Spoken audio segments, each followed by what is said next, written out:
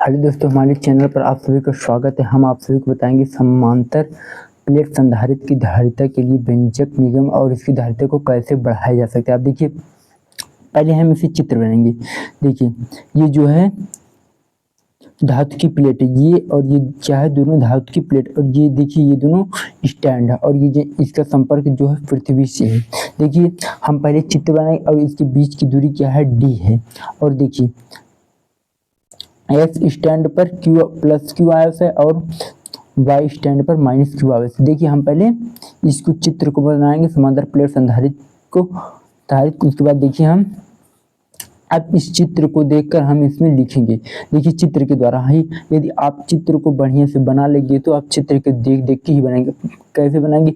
चित्र में एक समांतर प्लेट, देखिए ये है समांतर प्लेट है, ये समांतर प्लेट है। देखिए, चित्र में एक समांतर प्लेट संधारित्र दिखाया गया है। धारिता क्या होता है? धारिता मतलब होता है कि किसी भी वस्तु को धारण करने की क्षमता, सामर्थ्य। अब संधारित्र क्या होता है? संधारित्र मतलब होकर धनावेश तथा ऋण आवेश को धारण करने की क्षमता को ही संधारित्र कहते हैं। अब देखिए, हम इस चित्र के द्वारा ही इसकी रचना करेंगे। अब देखिए, चित्र में एक समांतर, देखिए इसमें एक समांतर प्लेट संधारित्र, इसमें दो प्लेट लगे हैं, एक्स और वाई, दो प्लेट, और इसमें दो स्टैंड है और ये इसमें विद्युत रोधी, ये देखिए दोनों विद्युत रोधी और इसका एक संपर्क पृथ्वी से। इसलिए लिखेंगे, चित्र में एक समांतर प्लेट संधारित्र दिखाया गया है जिसमें धातु की लंबी व समतल दो प्लेटें हैं, एक्स और वाई हैं, जो एक दूसरे के आमने, देखिए एक दूसरे के आमने सामने हैं। दो विद्युत रोधी स्टैंड लगे, ये देखिए ये जो है, ये दो विद्युत रोधी स्टैंड लगे हुए हैं। इन समांतर प्लेटों के बीच वायु के स्थान पर, यहाँ पर देखिए, यहाँ पर पैराविद्युतांक के भरा गया है। समतल प्लेटों में से प्रत्येक का क्षेत्रफल a मीटर स्क्वायर है तथा इनके बीच की दूरी देखिए d है।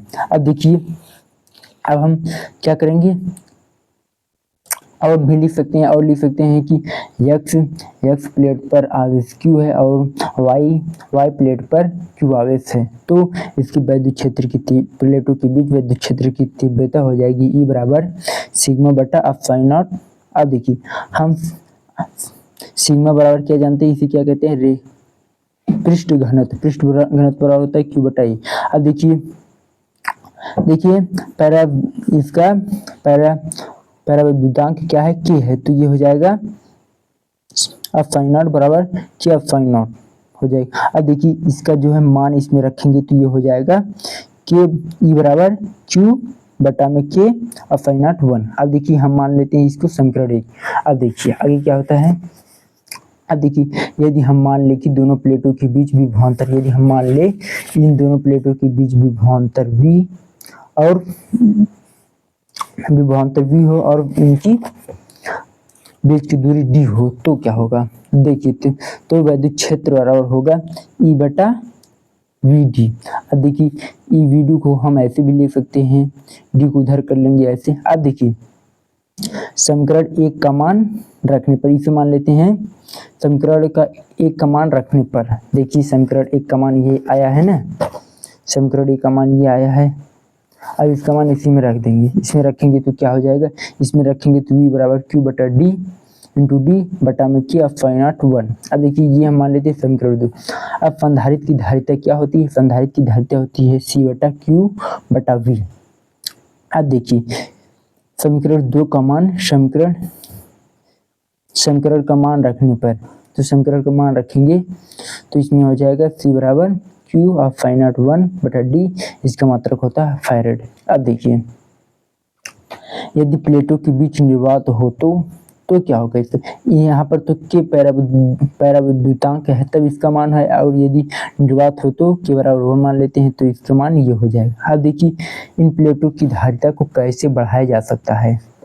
देखिए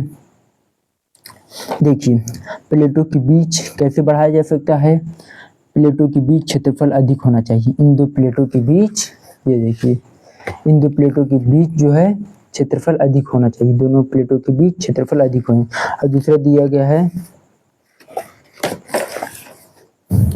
प्लेटों के बीच की दूरी कम होनी चाहिए, तभी इनकी